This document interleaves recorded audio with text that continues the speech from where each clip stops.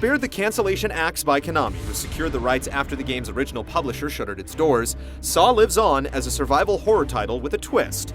You have to save others in order to save yourself. Like the movie series it's based on, the game involves overcoming a series of twisted traps created by the Jigsaw Killer. Is Saw's gameplay a cut above Konami's own Silent Hill series, or does it amount to pure torture? No, not again. I passed your test already.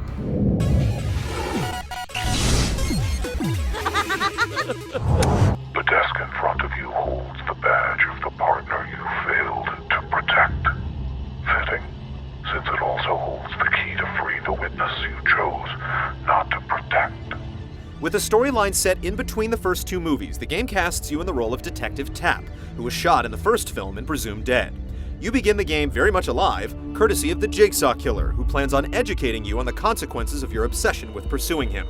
You begin the game with a reverse bear trap placed over your head in the abandoned Whitehurst Asylum for the insane. No doubt you remember the device attached to your jaw. It is evidence left over from your investigation. Your first tasks are to quickly disarm the trap before it cracks your skull like a walnut, and to figure out the combination to a locked door.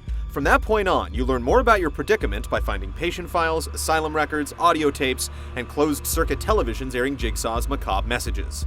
The story is one of the game's strengths, as each potential victim sheds new light on Detective Tapp's troubled past, and moves you one step closer to discovering Jigsaw's true identity. I show them the possibility of death and the sacrifices they have to make to stay alive.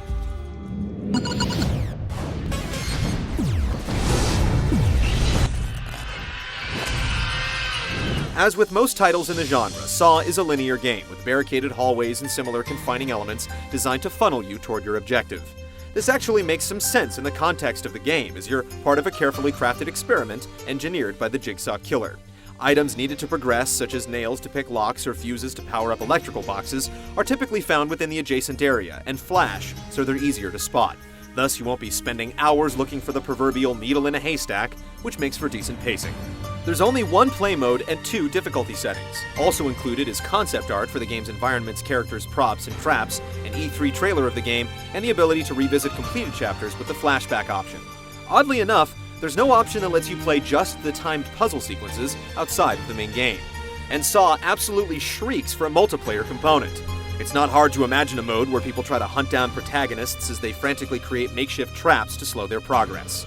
As it stands, the game's content is divided into 7 chapters, with each spanning around an hour in length.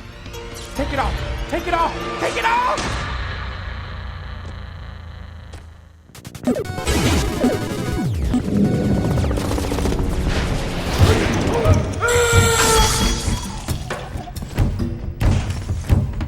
Detective Tapp is a rather straightforward protagonist without many moves in his repertoire. He can't jump, crouch, crawl, or use cover. He doesn't even wear shoes. The latter is important since simply walking gradually diminishes Tapp's health if you aren't paying attention to what you're doing. As you progress, you'll periodically encounter an uneven mix of puzzles that involve either timing button presses, rotating the analog stick, or a combination of both. You'll pick locks, disarm booby-trapped doors or tripwires, and try to stop Jigsaw's traps before a timer reaches 0. There's even a strange grabbing mini-game that has you searching through toilets, dead bodies, and other delightful places for keys and other objects. You'll also have to worry about being hunted by other players in Jigsaw's game, as the killer was kind enough to sew a key to their survival inside your stitched-up body. Saw's combat, which is a rather important part of the game, is awkward and tedious. You first have to hold down a shoulder button to enter a combat stance, which zooms the camera in a little bit behind your character. Then you can perform either a strong or light punch, both of which feel like you're swinging underwater. Enemies don't seem to have this slow motion problem, so you'll be pummeled quite frequently while tapping a single punch button until either you or they collapse on the ground. Blocking doesn't seem to work, and the weapons outside of the gun are so clumsy to use as to actually be less effective than your fists.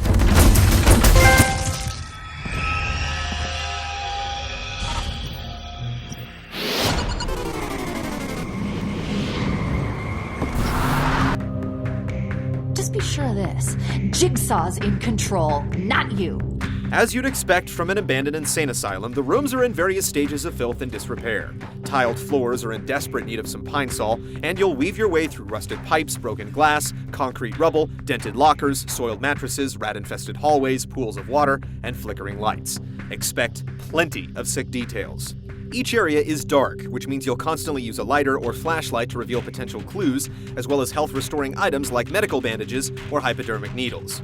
Adding to the tense atmosphere are sound effects of running footsteps, cries of help, and anguished screams. The character models lack detail, however, and the animation is stiff.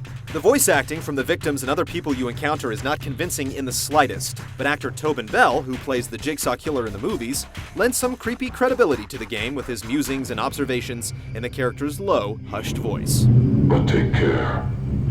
Actions that allow you to pass may also allow others to escape their cages.